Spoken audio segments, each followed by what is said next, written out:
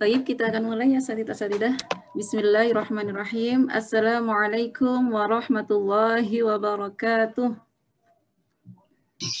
Waalaikumsalam. Alhamdulillah rabbil alamin wa bihi nasta'in wa ala umuri dunya waddin wa ala alihi wa ashabihi ajma'in amma ba'd. Allahumma shalli ala sayyidina Muhammad wa ala alihi wa ashabihi ajma'in. Rabbi shrah li sadri wa yassir li amri wahlul 'uqdatam min lisani yafqahu qawli. Segala puji syukur kita haturkan kepada Allah Subhanahu wa taala yang mana hingga detik ini Allah masih mengizinkan kita untuk menghirup udara segar ini dalam kondisi sehat walafiat. Mudah-mudahan yang mungkin dalam kondisi kurang sehat Allah berikan kesehatan, serta kesehatan itu kesehatan lahir dan batin sehingga Allah memberikan keberkahan juga dalam setiap aktivitas kita. Shalawat serta salam kita haturkan kepada Nabi Muhammad Sallallahu Alaihi Wasallam, junjungan Nabi besar yang mana selalu kita ikuti setiap perkataan beliau, setiap keputusan beliau dan perilaku beliau. Semoga kita termasuk hamba-hamba Allah dan umat beliau yang mendapat syafaat di akhir kelak, di yaumil akhir kelak. Baik, kami ucapkan ahlan wa sahlan kepada para peserta Daurah Tahsin Quran Internasional lanjutan yang mana di sini diikuti oleh ikhwah kita dari ada yang domisili di Mesir, ada yang di Qatar, ada yang di Malaysia dan di Indonesia. Dan meskipun kita belum bertemu, mungkin sebagian di Daurah Tahsin Quran yang pertama ya, Ustadz-Ustadzah, mudah-mudahan tidak mengurangi hubungan silaturahim kita dan kita dipertemukan di sini baik teman lama, kakak-kakak, para asatidah yang sudah kenal maupun yang belum kenal. Kita dipertemukan dari wasilah Al-Quran. Semoga Allah berkahi silaturahim kita dengan wasilah Al-Quran ini. Amin ya rabbal alamin. Mohon perkenalkan, saya Ulfa Mariatul Kiptia yang insya Allah akan mendampingi daurah kita ke depan nanti. Baik, untuk keberkahan acara kita awali dengan baca surah Al-Fatihah bersama-sama. Al-Fatihah. A'udzu billahi minasyaitonir rajim. Bismillahirrahmanirrahim. Alhamdulillahirabbil alamin. Ar-Rahmanirrahim. Maliki yaumiddin. Iyyaka na'budu wa iyyaka nasta'in. Ihdinas siratal mustaqim. Siratal ladzina an'amta 'alaihim ghairil maghdubi 'alaihim waladdallin. Amin. Semoga dengan keberkahan surah Al-Fatihah kita lebih mudah, lebih lancar, dan lebih bisa memahami ayat-ayat suci Al-Quran ini. Untuk selanjutnya yaitu tilawah Al-Quran yang akan dibawakan oleh Ananda Maryam Ulyadi Al-Hafidhah yang akan membawakan surah As-Saffat dari ayat 1 sampai ayat 23 ya, Ananda ya? Sebentar ya. Sampai 24 insyaallah. Tafadhali Kak Maryam. Assalamualaikum warahmatullahi wabarakatuh. Waalaikumsalam warahmatullahi wabarakatuh. A'udzu billahi minasy syaithanir rajim. Bismillahirrahmanirrahim. Was-saffati saffa. Faz-zajirati zajra. Fattaliyati dhikra. Inna ilahakum lawahid. رب السماوات والأرض وما بينهما ورب المشارق إنا زينا السماء الدنيا بزينة الكواكب وحفظا من كل شيطان مارد لا يسمعون إلى الملأ الأعلى ويقذفون من كل جانب دحورا ولهم عذاب واصب إلا من خطف الخطفة فأتبعه شهاب ثاقب فاستفتهم أهم أشد خلقا أم من خلقنا إنا خلقناهم من طين لازب بل عجبت ويسخرون وإذا ذكروا لا يذكرون وإذا رأوا آية يستسخرون وقالوا إن هذا إلا سحر مبين أإذا متنا وكنا ترابا وعظاما أإنا لمبعوثون أو آباؤنا الأولون قل نعم وأنتم داخرون فإنما هي زجرة واحدة فإذا هم ينظرون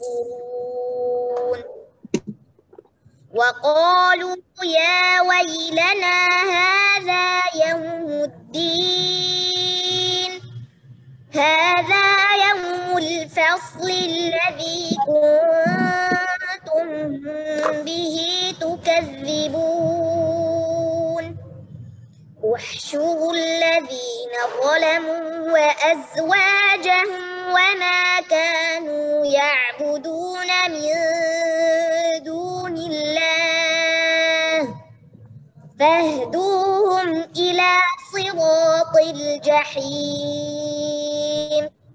وقفوهم إنهم مسؤولون صدق الله العظيم السلام عليكم ورحمة الله وبركاته.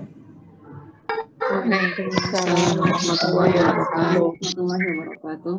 Shadaqallahul azim, shadaqallahul azim. Masya Allah. Jazakumullah khairan katsiran, Ananda Maryam. Tabarakallah Kak Maryam atas tilawahnya yang sangat merdu, Masya Allah. Kak Maryam ini adalah salah satu thalibah dari Syekh Dr. Abdurrahman Munis Hafizahullah, ya Ustaz-Ustazah. Beliau di usia 12 tahun sudah diterima menjadi salah satu thalibah beliau dengan talaki Quran, qiraah Quran bersanad. Dan beliau juga sudah hafizah 30 juz. Saat ini beliau usia 12 tahun ya Kak Maryam ya. Masya Allah, tabarakallah Kak Maryam. Alhamdulillah. Semoga dengan pembacaan tilawah tadi bukan pembacaan ya, pembacaan bil ghaib yaitu tanpa melihat mushaf, kita yang mendengarkan terutama yang telah membacakan Kak Maryam mendapatkan barokah dari Allah Subhanahu wa taala. Selanjutnya yaitu pemutaran video Syekh Dr. Abdurrahman Mu'nis untuk perkenalan singkat tentang beliau.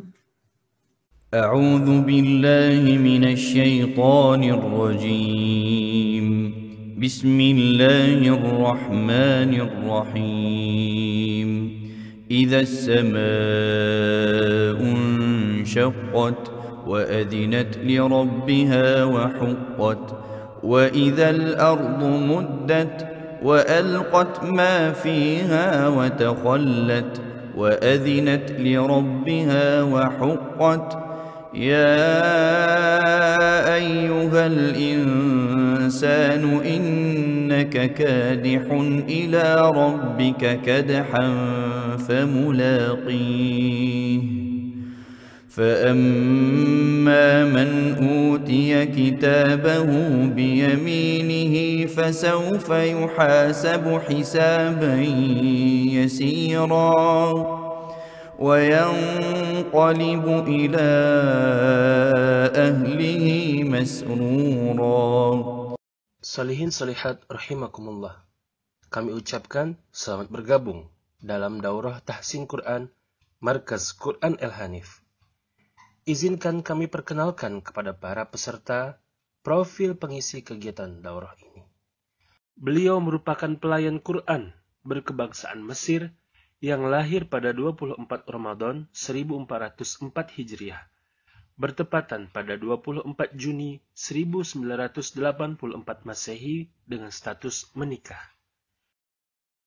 Syekh yang akrab disapa Syekh Abdurrahman merupakan lulusan Agriculture dari University of Al-Azhar, Mesir.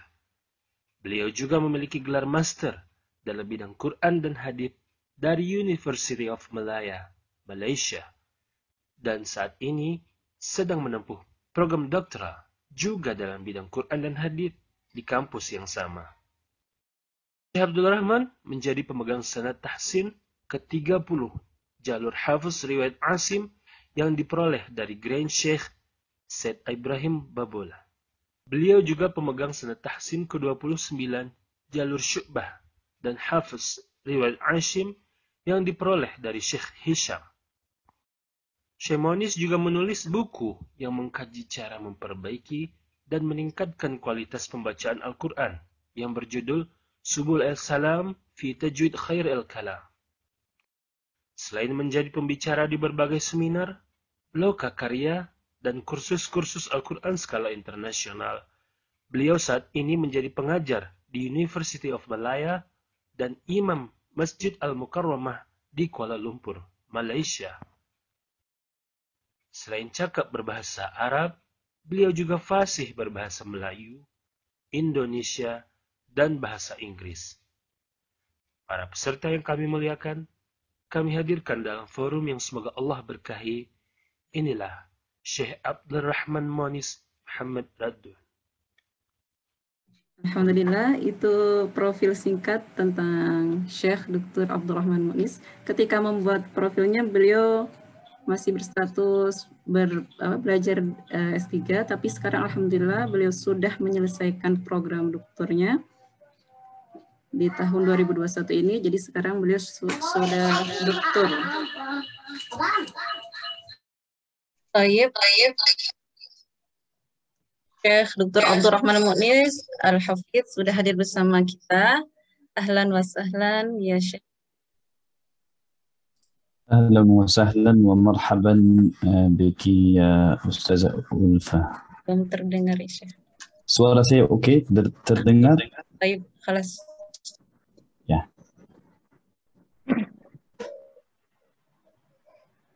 أهلا وسهلا.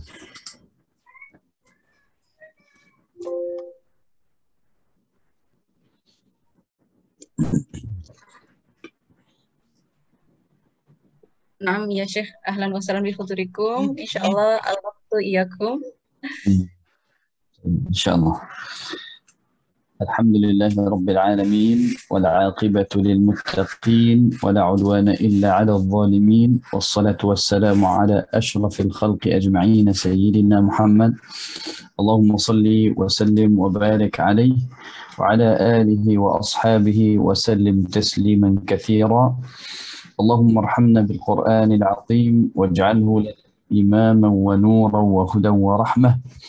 اللهم ذكرنا منه ما نسينا وعلمنا منه ما جهلنا وارزقنا تلاوته آناء الليل وأطراف النهار واجعله حجة يا رب العالمين. أما بعد, بداية saya mula ucap terima kasih kepada Al-Fadilah Ustazah Ulfa dan terima kasih kepada semua peserta-peserta yang hadir daurah ini, dan semoga insya-Allah bermanfaatkan semuanya insya-Allah. Okey, alhamdulillah, kita bersyukur kepada Allah Subhanahu wa taala kita boleh bersama-sama hari ini untuk kita belajar sambungan daurah yang sebelum ini atau lanjutan daurah yang sudah mulai sebelum ini, dan insya-Allah hari ini saya akan lanjutkan sifatul huruf. Jadi harap insya-Allah sudah ada pengetahuan tentang makharij, sebab makharij sangat penting dan harus kita mengetahui tentang makhraj sebelum mengetahui tentang sifat. Jadi saya akan ringkaskan sedikit tentang makharij. Al-Imam Ibnul Jazari rahimahullah berkata, makharijul hurufi 17 ala alladhi yakhtaruhu man ikhtabar lil alif jawfun wa ukhtaha wa hi hurufu maddin lil hawa'i tantahi, dan sampai habis yakni bab makharij al-huruf. Jadi secara ringkas, makharij al-huruf ada 5 tempat utama dan ada 17 tempat cabang dari 5 tempat utama, dan dalam 17 tempat itu ada sekitar 28 atau 29 huruf yang keluar dari tempat tersebut. Dan makharij yang pertama ialah makhraj al-jawf atau rongga, akan mengeluarkan huruful mad alif waw ya. Yang kedua al-halq atau hulqum atau tenggorokan, yang akan mengeluarkan hamzah ha ain ha ghain kha. Dan yang seterusnya atau yang selanjutnya huruf al-lisan atau lidah. Lidah ada 18 huruf yang keluar dari lidah, dan huruf lidah akan keluar dari 4 bagian. Bagian yang pertama pangkal lidah, tengah lidah, sisi lidah dan ujung lidah. Jadi dari lidah, makhraj yang pertama di pangkal lidah qaf, dan yang kedua kaf, kemudian jim, shin, ya, kemudian bod dari sisi atau pinggir lidah, dan lam, kemudian wan nunu, nun keluar dari ujung lidah sama bahagian belakang gusi atau gigi seri atas. Di belakang ada huruf nun. Kemudian ra ada di belakang lagi sedikit dari ujung juga, tapi bahagian bawah sedikit. Kemudian akan masuk warra yudanihi li dhahrin adkhalu wa ta'u ta dal ta, keluar dari ujung lidah sama gusi gigi seri atas, ta dal ta. Kemudian sad zai sin, kemudian sad zai sin dari ujung lidah, dan lidah harus duduk di belakang gigi ujung gigi seri bawah. Kemudian dha zal tha. Dha zal tha akan keluar dari ujung lidah bersama ujung gigi seri atas. Dha za tha. Dan ini adalah semua huruf lidah. Kemudian selanjutnya huruf asy-syafatain. Syafatain ada fa keluar dari perut bibir bawah sama ujung gigi seri atas, dan waw, ba, mim keluar dari dua bibir. Kemudian yang terakhir al-khayshum atau hidung akan mengeluarkan suara mim dan nun. Ini semuanya makharij al-huruf secara ringkas. Hari ini insya-Allah kita akan belajar sifat al-huruf. Sifat al-huruf, sifat al-huruf al-arabiyah.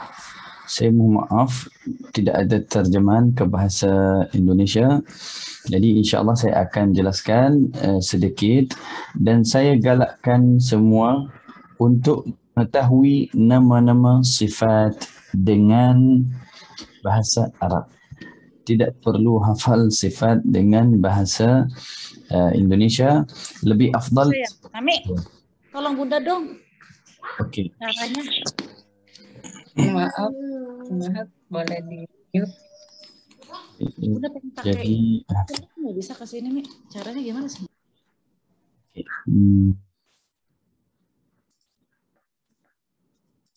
Jadi insya-Allah kita akan belajar sifat al-huruf al-arabiyah. Lebih afdal kita mengetahui sifat itu dengan bahasa Arab. Dan penjelasan insya-Allah saya akan jelaskan dengan bahasa Indonesia ikut yang saya mampu insya-Allah. Jadi sifat al-huruf, setelah kita sudah mengetahui secara sangat ringkas tentang makharij yang kita sudah belajar sebelum ini, harus kita mengetahui sifat. Dan sifat al-huruf sangat penting untuk kita mengeluarkan huruf itu dalam keadaan yang benar, dalam keadaan yang sempurna, dan dalam keadaan yang cukup betul.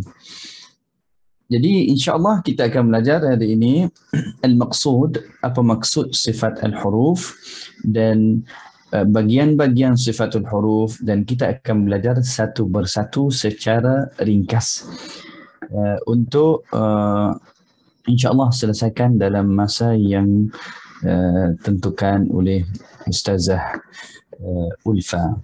Barakallahu fiki. Jadi al-maqsud, apa maksud sifat al-huruf? Sifat al-huruf الصفات التي يؤثر الإخلال بها على صوت الحرف. Kalau kita mengurangkan sifat itu, akan kesan terhadap makhraj huruf atau suara huruf yang kita keluarkannya. Jadi ada sifat al-hams, al-jahr, istifal, isti'la, dan ini al-qab allati yansab ila hayyiz muayyan huruf syajariyah. Ada penamaan ikut tempat-tempat setiap huruf. Jadi saya tidak mau mendalami semua ini supaya insya-Allah kita dapat semua. Jadi bagian sifat al-huruf. Sifat al-huruf ada dua bagian. Sifat yang ada lawan atau yang berlawan, dan sifat yang tidak berlawan. Jadi apabila saya tanya satu soalan kepada semua, kalau warna putih lawannya apa? Semua akan tahu lawannya warna hitam. Kalau saya tanya tinggi lawannya apa? Rendah. Gemuk lawannya apa? Kurus. Dan seumpamanya. Tetapi ada sesuatu yang tidak ada lawan. Jadi insya-Allah kita akan belajar dan kita akan faham. Jadi ada sifat yang kita bisa mendapat lawannya. Maknanya ada huruf tebal, lawannya tipis. Atau sifat isti'la dan sifat istifal, tinggi dan rendah. Ada itbaq dan ada yang infitah. Ada hams, ada keluar angin, ada tidak keluar angin. Jadi lawan. Jadi sifat yang ada lawan, setiap huruf harus ada di dalam satu bahagian. Satu bahagian. Jadi kalau huruf itu jumlah huruf atau kelompok huruf atau gulungan beberapa huruf ini harus kita mengeluarkan angin. Jadi baki huruf atau semua selain daripada itu tidak perlu kita mengeluarkan angin sama huruf tersebut. Sifat yang tidak ada lawan, sifat yang khusus untuk beberapa huruf saja, tidak kena mengena dengan huruf-huruf yang lain. Jadi ada satu huruf saja memiliki sifat, contoh sifat at-takrir, huruf ra memiliki sifat at-takrir, ada dua huruf memiliki sifat al-inhiraf. Jadi semuanya ini kita akan belajar insya-Allah, cuma saya bagi penjelasan secara umum sebelum kita mendalami. Sifat al-mutabadah, yakni sifat yang ada lawan. Al-jah lawannya al-hams, al-shiddah lawannya al-rakhawah, al-isti'la lawannya al-istifal, al-itbaq lawannya al-infitah, dan idlaq ismat, sifat yang ada lawan juga. Tetapi dua sifat ini kita belajar bukan untuk kita melaksanakan atau untuk kita praktik cara bacaan idlaq dan ismat, dia lebih kepada pengetahuan secara umum. Sifat yang tidak ada lawan. Di sini ada 8 sifat yang tidak ada lawan. Yang pertama safir, qalqalah, lin, inhiraf, takrir, tafashi, istitalah, al-ghunnah. InsyaAllah kita akan belajar satu persatu. Jadi bermula dengan sifat al-hams dan al-jahr. Al-Imam Ibn al-Jazari berkata, sifatuha jahrun wa rikhwun mustafil munfatihun musmatatun wa dhidda qul mahmusuha fahathahu syakhsun sakat. Mahmusuha fahathahu syakhsun sakat. Jadi ada di sini 10 huruf yang memiliki sifatul hams. Apa itu al-hams? Itu yang kita akan belajar. Sifat jar yang tidak ada, yang baki huruf yang tidak ada hams, namanya majhura. Jadi apa itu al-hams? Al-hams dalam bahasa Arab secara umum, maksud al-hams maksudnya sesuatu yang sembunyi. Sesuatu yang sembunyi bermakna tidak jelas. Jadi kalau orang bicara dengan suara yang sangat perlahan atau rendah sampai orang lain tidak dengar atau orang yang jauh tidak dengar. Jadi orang Arab kata ihmis ilaihi, maknanya bicara kepadanya dengan suara yang sangat halus sampai orang lain tidak dengar. Jadi wa'adam ihtizazi ma wa jarayan kathir min al-hawa. Okey, jadi ini berkaitan dengan tali suara atau peti suara atau peta suara kita yang ada di sini. Bila peta suara itu terbuka, bermakna akan ada angin yang keluar atau nafas yang keluar. Jadi lebih jelas, al-hams ini saya jelaskan penjelasan yang lebih memberi kefahaman. Al-hams ini sesuatu yang harus kita sertai atau kita keluarkan dengan huruf. Jadi ada angin akan keluar bersama huruf. Kenapa angin itu keluar dan kenapa perlukan angin bersama 10 huruf yang saya sudah sebut tadi, fahathahu syakhsun sakat. Kenapa perlu angin yang keluar sama huruf tersebut? Jadi angin itu perlu keluar sebab 10 huruf tersebut sangat lemah dan sangat tidak jelas jika kalau kita tidak mengeluarkan angin. Jadi angin itu untuk mengukuhkan atau menguatkan huruf itu supaya huruf itu lebih jelas. Jadi dengan angin itu huruf akan lebih jelas. Kalau kita tidak keluar angin, huruf tidak akan jelas. Contoh huruf fa, af. Kalau kita sebut tanpa angin, jadi tidak jelas. Harus af. Sama juga ha, kalau kita tidak sebut dengan angin dan as, tidak akan jelas huruf tersebut. Jadi hams tujuannya untuk mengeluarkan huruf dalam keadaan jelas. Okey. Adakah ada orang yang mengatakan huruf yang keluar nafas? Adakah ini nafas atau angin? Sebenarnya bukan nafas. Sebagian dari nafas saja. Bukan nafas yang sempurna. Sebagian saja dari nafas yang kita keluarkan bersama huruf. Angin itu keluar dari mana? Keluar dari tempat yang kita lahirkan huruf atau tempat makhraj. Contoh kalau huruf fa. Huruf fa, af, af. Jadi angin akan keluar dari mana? Akan keluar dari perut bibir bawah sama ujung gigi seri atas. Af, af. Dari situ saja. Jadi kita tidak perlu keluar af. Dengan nafas semua, tidak perlu seperti itu. Jadi ini penjelasan al-hams. Kalau al-jahr itu adalah lawan al-hams. Huruf yang tidak perlu angin. Huruf yang tidak perlu angin. Sebab apa?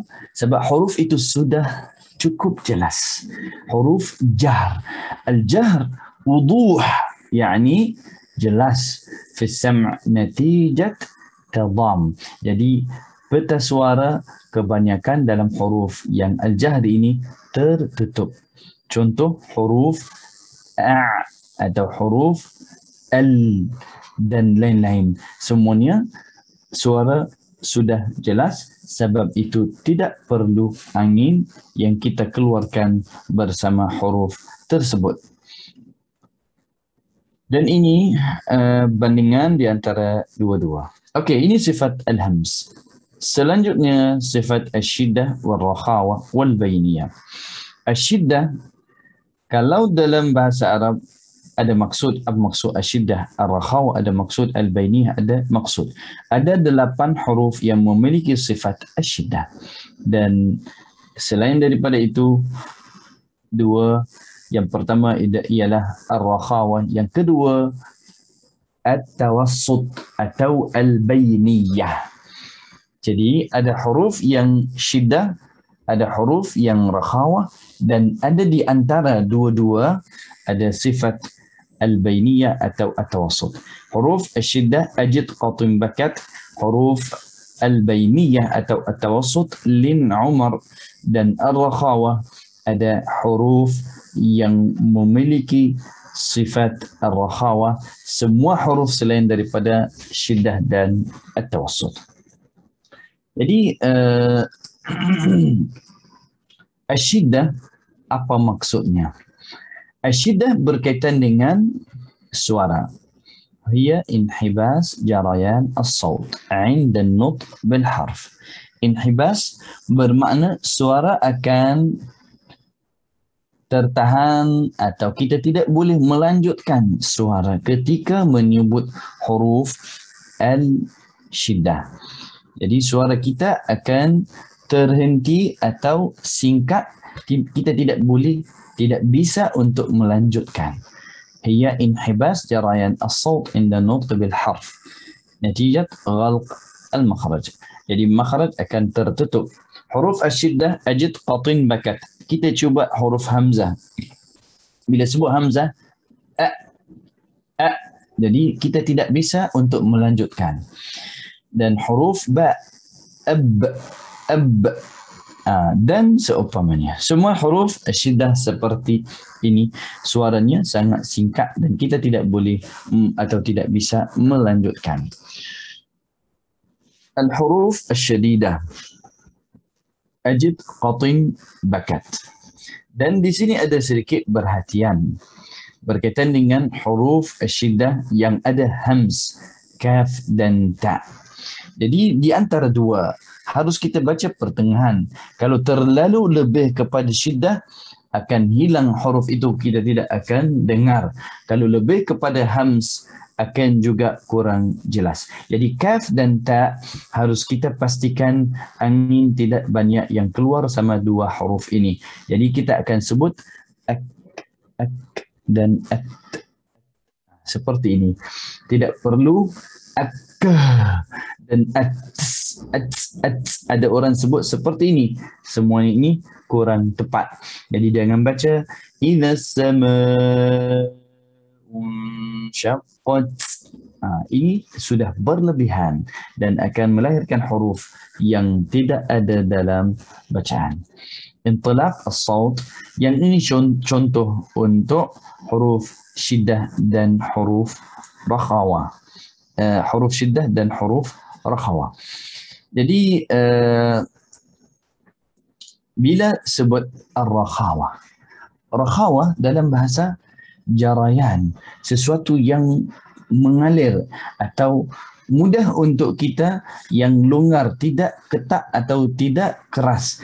Jadi suara yang berjalan atau yang berterusan, berlanjutan. Huruf rakhawa inda mururuhu fil makhraj. Jadi huruf shin contoh yang ada rakhawa, bila kita sebut ash, seperti ini. Jadi tidak ada singkat seperti huruf al-syiddah. Al-bainiyah atau at-tawassut di antara sifat syiddah dan sifat ar-rakhawa.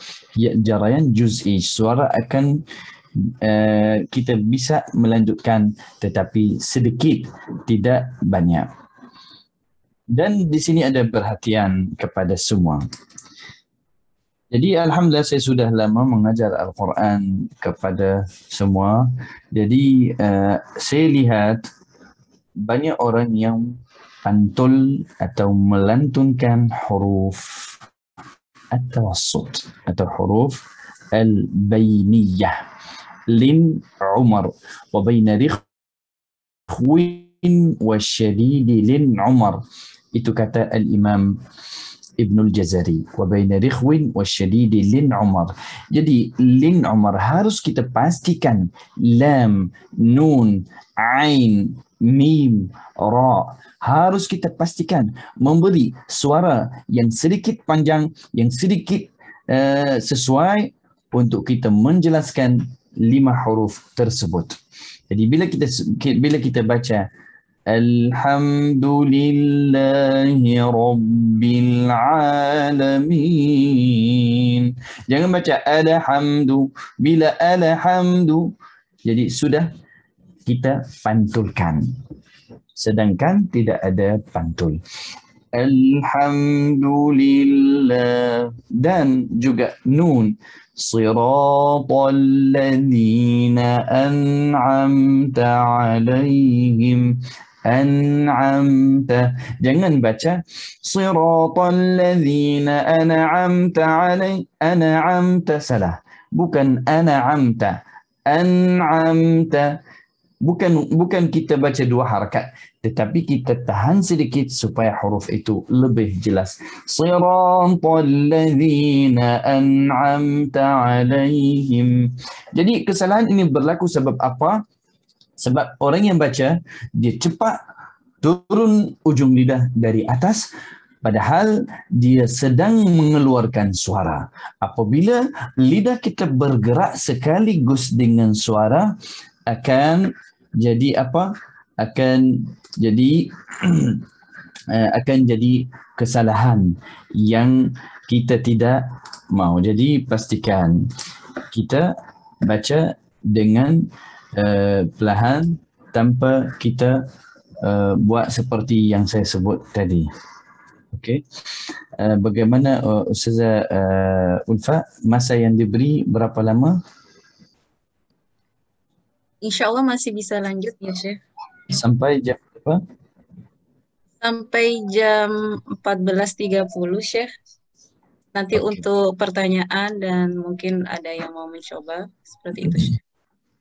InsyaAllah. Jadi ada lagi dalam sekitar 50 minit atau kurang? Sampai 50 menitan ya Syekh. InsyaAllah. InsyaAllah saya lanjut.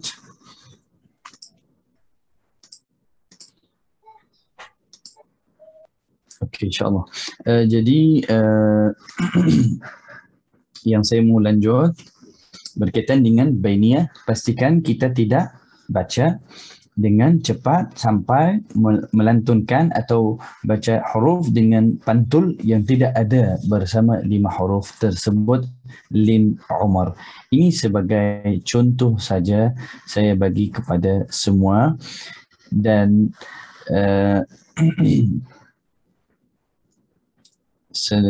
setelah ini sifat al-isti'la.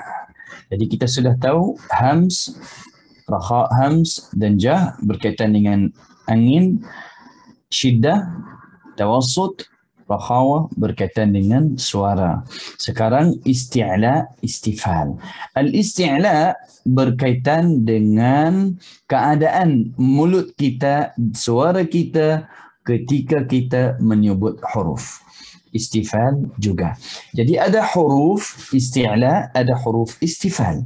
Isti'la maknanya meninggikan sesuatu.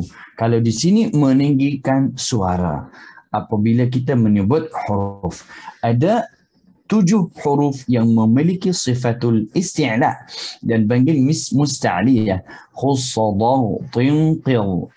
Dan huruf yang lain istifal atau yang tidak memiliki sifatul isti'la, la yatasa'ad, suara tidak menaik atau tidak naik ke atas lelangit atau langit-langit. Okey, jadi kita akan belajar lebih detail atau lebih jelas. Ini contoh huruf isti'la dan huruf istifal. Satu huruf isti'la, huruf qaf. Huruf qaf bila kita sebut, harus suara kita menguju ke atas. Jangan baca suara tebal atau suara keras, tetapi kita baca qa. Jadi suara kita menguju ke depan. Harus kita naikkan ke atas. Qa, bukan qa. Qa. Jadi suara kita akan menguju ke lelangit dalam mulut kita. Kalau huruf kaf, kita baca ka.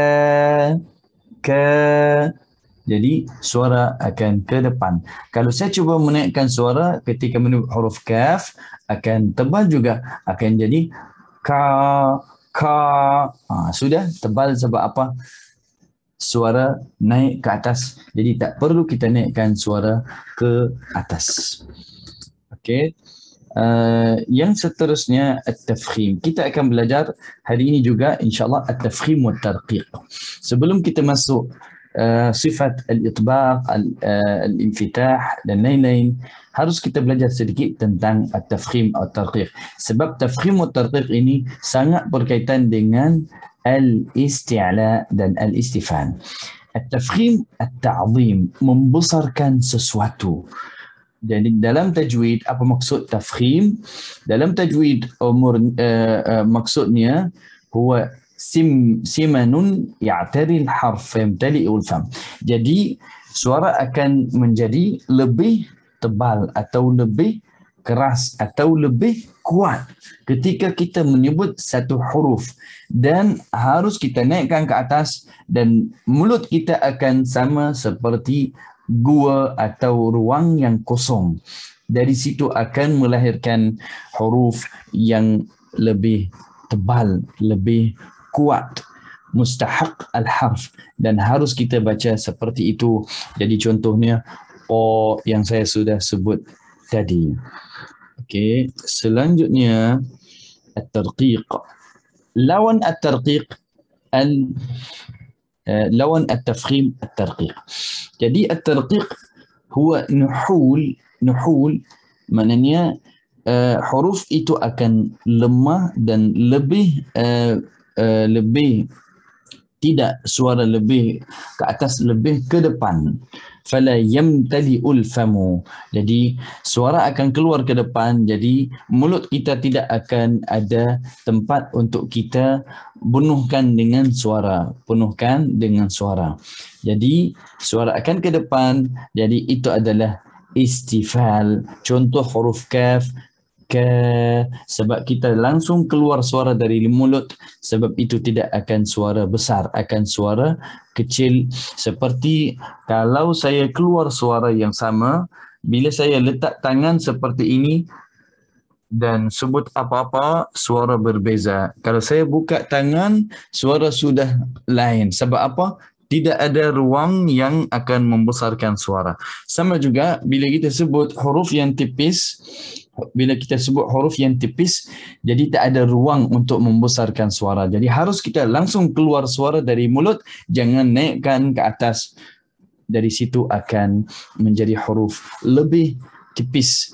Dan ada sedikit penjelasan di sini berkaitan dengan tebal tipis, sebab di sini ada sedikit salah faham beberapa orang dan ada juga yang mengajar dengan cara tersebut. Jadi harus saya buat penjelasan kepada semua berkaitan dengan bibir. Adakah kita guna bibir ketika kita menyebut huruf yang tebal, monyong atau mucung, dan juga adakah kita senyum atau tarik bibir ke belakang ketika menyebut huruf yang tipis. Jadi ini ada sebahagian daripada qura'-qura' yang mengajar seperti itu. Dan juga ada yang kata tidak perlu langsung kita mengguna bibir untuk menebalkan huruf dan juga menipiskan huruf. Jadi saya ikut yang kedua. Sebenarnya untuk tebal dan tipis ini kita tidak guna bibir. Okey. Jadi kita guna bibir ketika menyebut huruf yang berbaris depan saja. Jadi bila kita sebut qul atau qulu, kita guna bibir monyong. Kalau huruf itu qaf, huruf baris atas atau fathah, kita akan sebut qala Allah, bukan qala Allah. Salah. Sebab apa? Kalau monyong itu berkaitan dengan dhammah, bukan tebal tipis. Dan yang tipis juga, bila kita baca yang tipis, qila, kita tidak bisa untuk baca qila, qui, salah. Jadinya bibir ini berkaitan dengan harakah atau baris, bukan berkaitan dengan apa? Dengan tebal tipis. Tetapi kalau ada yang sudah terbiasa mengguna bibir untuk menebalkan huruf, contoh, waladh, ini yang dibenarkan saja. Bukan waladh. Jadi kita tidak berlebihan bibir ke depan. Bisa kita buat seperti ini. Waladh. Sedikit saja. Bukan bo. Ini sudah berlebihan. Jadi bisa kita guna bibir untuk menambahkan tebal, tetapi dalam keadaan seperti yang saya sebut ini, waladh, bukan waladhdallin, seperti ini pun sudah berlebihan. Jadi kita keluar seperti biasa saja, waladhdallin. Jadi ini saja yang berkaitan dengan tebal dan tipis. Ada penjelasan lagi berkaitan dengan tebal tipis, ada maratib. Maratib itu ketinggian. Tak semuanya huruf yang tebal sama level atau ketinggian. Jadi ada yang lebih tebal, ada yang kurang sedikit, ada yang lagi kurang. Dan tidak boleh kata huruf tebal itu tipis walaupun berbaris bawah. Jadi ada mazhab yang pertama, itu adalah mazhab al-Imam Al-Asbar Abdul Aziz Ibn Ali As-Sumati Al-Ishbili Ibn Tahan, dan yang kedua mazhab Ibn Al-Jazari. Ini untuk susunan sahaja. Dua-dua maksud yang sama. Dua-dua mazhab maksud yang sama. Jadi mazhab Ibn Tahan berkata huruf yang berbaris atas dan setelahnya berbaris atas atau fathah lebih tebal. Contoh qala, qad. Dan kata Ibn Tahan yang kedua adalah al-madmum, dhammah. Contoh yaqulu. Yang ketiga adalah ialah al-maksur atau baris bawah, qila. Kalau huruf sukun ikut baris yang sebelum, sukun baris atas sebelumnya, dan huruf tebal, huruf yang dhammah dan sukun sebelumnya dhammah, dan huruf yang sukun sebelumnya kasrah. Ini mazhab Ibn Tahan. Mazhab yang kedua, dan saya ikut mazhab yang kedua untuk cara susunan. Jadi mazhab yang kedua ialah mazhab Ibn Al-Jazari yang mengatakan huruf yang tebal berbaris atas setelahnya ada alif itu lebih tebal. Dan yang kedua, contoh qala, yang kedua berbaris atas atau fathah dan setelahnya tidak ada alif. Contoh qad. Itu Ibn Tahan kata ini lebih kurang daripada yang sebelumnya. Yang ketiga ialah al-madmum yang berbaris dhammah. Contoh yaqulu. Jadi kata Ibnul Jazari ini lebih kurang, makin ke bawah makin kurang.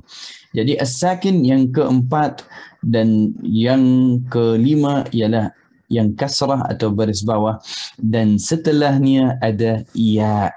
Itu mazhab Ibnul Jazari. Jadi ikut yang mana-mana mazhab semuanya insya-Allah betul.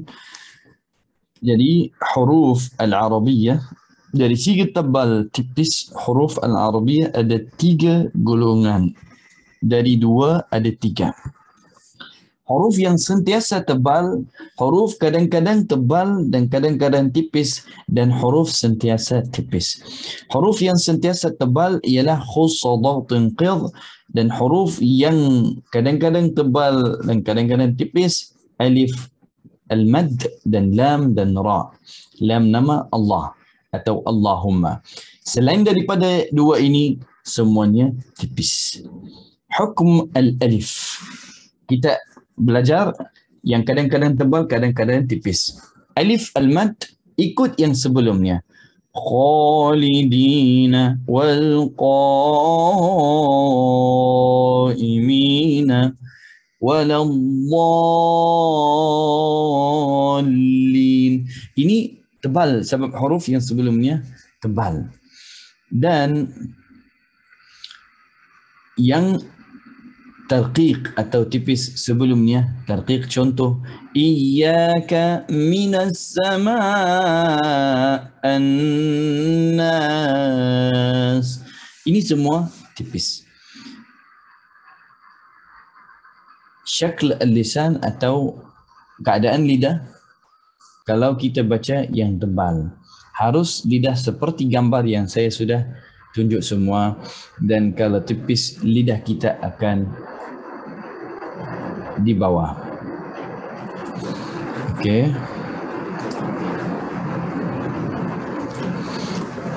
Hukum lam, nama Allah.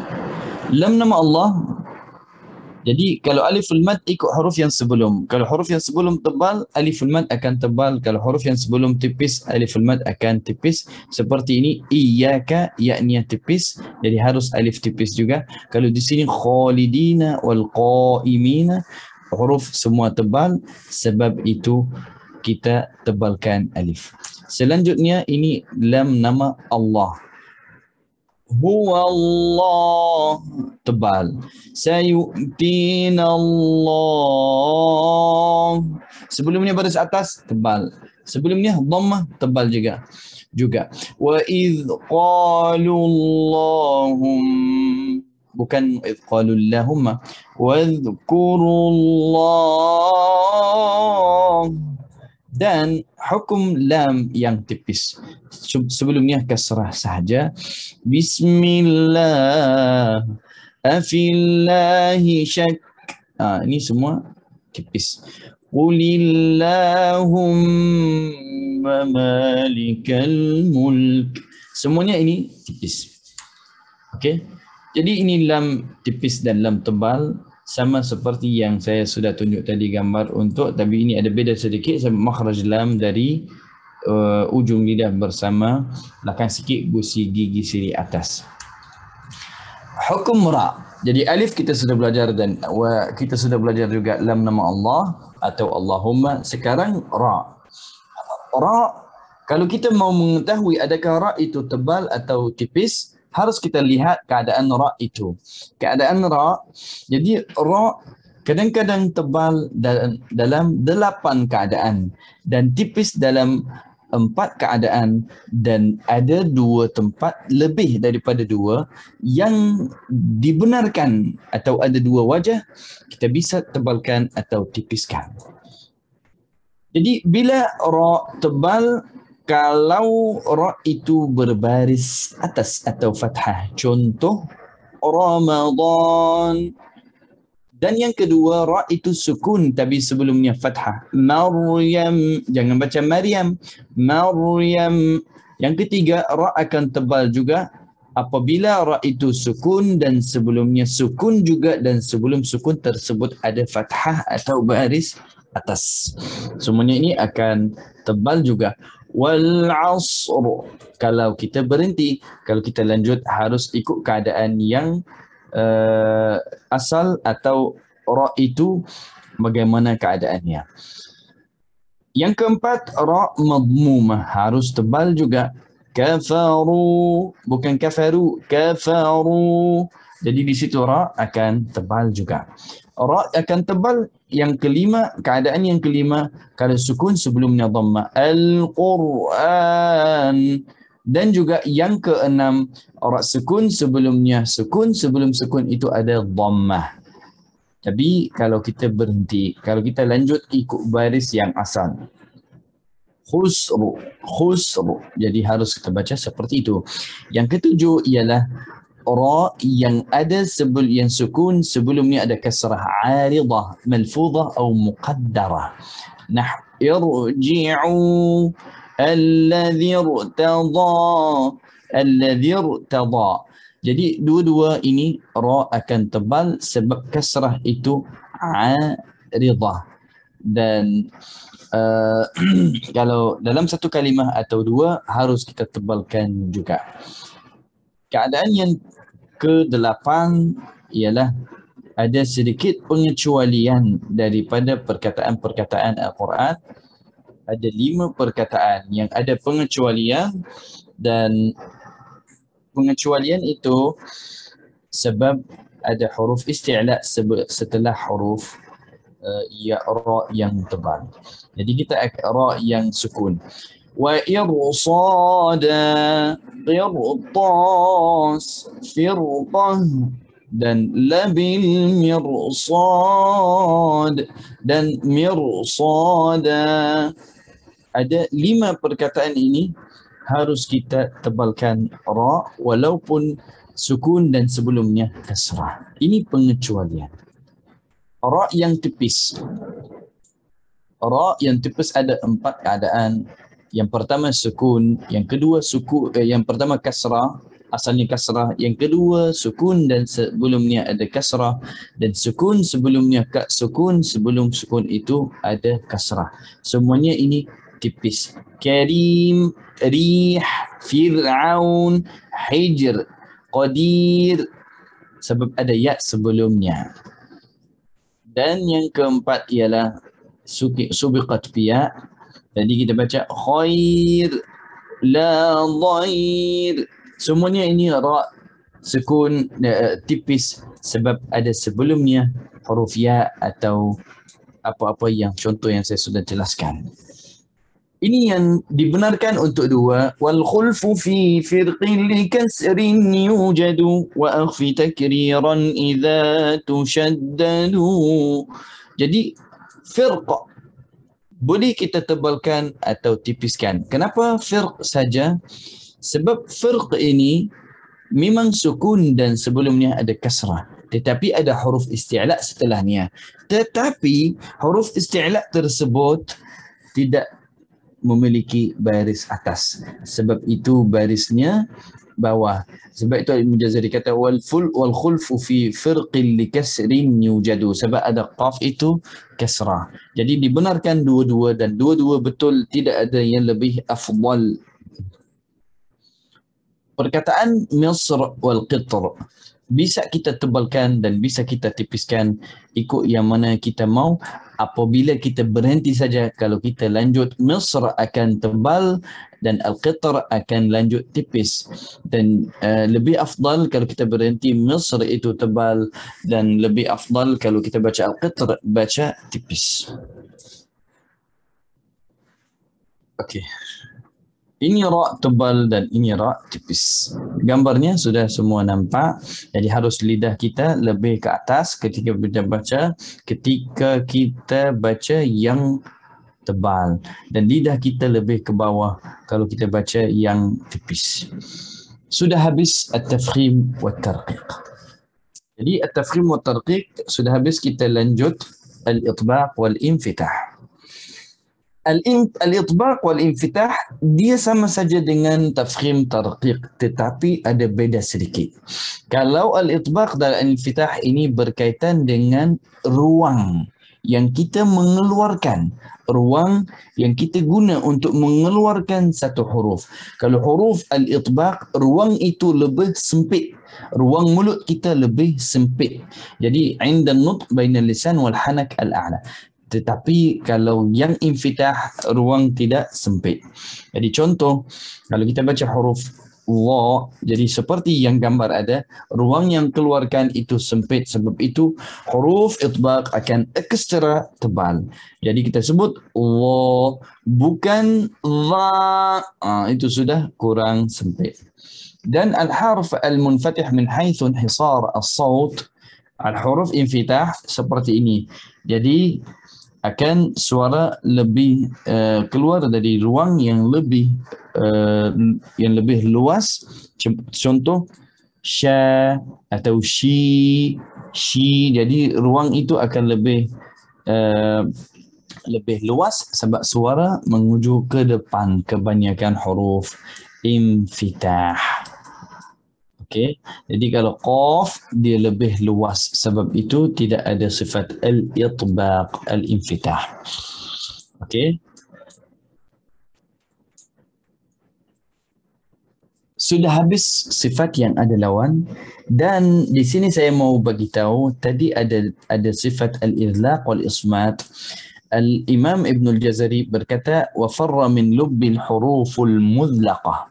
Huruf mudlaqah bermakna yang berada di tempat yang di ujung-ujung. Tapi kalau huruf ismat dalam sedikit atau tempat yang tidak ada di ujung dan tidak ada praktik apa-apa, hanya membahaskan tempat-tempat keluaran saja. Sebab itu di sini tidak ada. As-sifat allati la budda laha as-safir wahidah, suara kita akan tajam dalam 3 huruf: sad, sin, zai. Sad, zai, sin. Jadi kita tak perlu kita sebut sad. Ini bukan safir, ini salah faham. Jadi sad, suara akan keluar dari ruang yang sangat sempit dan tajam. Sebab itu majra dayyiq wa huruf thalatha. Okey, ini safir sangat mudah, tidak ada apa-apa susah. Al-sifat allati la budda laha al-qalqalah. Qalqalah itu adalah pantul, dan dalam Al-Quran atau dalam bahasa Arab ada 5 huruf saja yang ada pantul. Qut, bujad, qaf, ta, ba, jim, dal. Jadi harus kita pastikan qalqalah muqalqal hala sukuni bitaba'ud. Jadi kita jauhkan makhraj cepat. Tadi saya sudah sebut kepada semua, saya sudah sebut apa? Huruf lim umar, huruf at-tawassut al-bainiyah, jangan cepat. Di sini harus cepat ketika kita baca huruf qalqalah, tetapi dalam keadaan sukun sahaja. Kalau tidak sukun ada qalqalah atau tidak? Ada, tetapi tidak jelas seperti yang ada dalam huruf yang sukun. Qutbu, jad. Okey. Jadi contoh ini qalqalah ada kubra dan sughra. Jadi level qalqalah ini ada banyak penjelasan, tetapi di sini dia jelaskan yang di ujung itu satu dan yang tengah perkataan satu. Yang di ujung semuanya panggil kubra. Al-falaq, muhit, kasab, bahij, ahad, haqq, watab, sorry, mohon maaf, watab bukan watab, watab sebab ada tasydid. Al-hajj, ashad. Jadinya semuanya ini panggil kubra yang ada di ujung-ujung perkataan. Apabila huruf qalqalah yang sukun itu sukun asli berada di tengah-tengah perkataan, dia akan panggil sughra atau kecil. Ini ada penjelasan seperti ini dan ada yang lain yang sebut lain daripada ini, tapi ini insya-Allah boleh guna, boleh amalkan dan boleh kita faham seperti itu saja. Yang penting kita baca qalqalah dengan sempurna. Yaqdi, yut'im, yubsirun wa taj'alun, yadkhulun, liyunfiqadhu wa la tushtit wahdina fansab wa ila dan yakhruj min qad aflah atau aflaha. Jadi semua ini qalqalah sughra, tidak kuat seperti yang ada di qalqalah yang sebelumnya, qalqalah kubra. Okey. Jadi kalau ada tasydid, jadi tak ada qalqalah, hati-hati. Kalau ada syaddah, tidak ada qalqalah. Kalau kita lanjut, kalau kita berhenti, ada qalqalah. Sifat al-lin. Sifat al-lin ini ada huruf yang lembut ketika kita menyebutnya. Sifat al-lin, huruf yang lembut, khauf, qaum, al-bait, ya dan waw. Waw yang sebelumnya baris atas sukun dan sebelumnya baris atas, dan ya yang sukun juga sebelumnya baris atas. Dan ada yang kata semua selain daripada mad adalah huruf lin, dan ini pendapat berbeda. Al-inhiraf. Sifat al-inhiraf itu suara mudah lari dalam dua huruf lam dan ra. Jadi harus kita pastikan tidak melarikan suara ketika kita menyebut huruf al-inhiraf. Sifat al-inhiraf bukan untuk kita melaksanakan, tetapi untuk berhatian supaya kita tidak baca salah. At-takrir. At-takrir itu adalah ulangan sesuatu. Jadi ada huruf yang mudah untuk berulang banyak, huruf ra, tetapi harus kita pastikan jangan ulang berlebihan. Jadi ar-rahman, ar-rahman, jangan salah kalau kita baca seperti ini. At-tafashi, huruf shin yang memiliki sifat at-tafashi. Tafashi bermakna suara yang keluar dari banyak ruang dalam mulut, sebab itu sifat at-tafashi namanya at-tafashi. Dan huruf shin saja yang memiliki sifat al-tafashi. Al-istitalah. Istitalah bermakna huruf dad saja yang memiliki sifat al-istitalah, makhrajnya sangat panjang. Sebab itu ada istitalah. Yang kita lihat dalam gambar ini ada warna yang purple atau warna biru. Jadi warna itu menunjukkan ini khusus untuk dad. Jadi tekanan lidah kita harus di semua bahagian ini supaya kita memastikan sifat al-istitalah berada. Dan sifat al-istitalah oleh kerana huruf ini huruf yang memiliki sifat al-rakhawah, huruf dad rakhawah, jadi suara kita harus lebih panjang sedikit supaya kita jelaskan. Jadi kita baca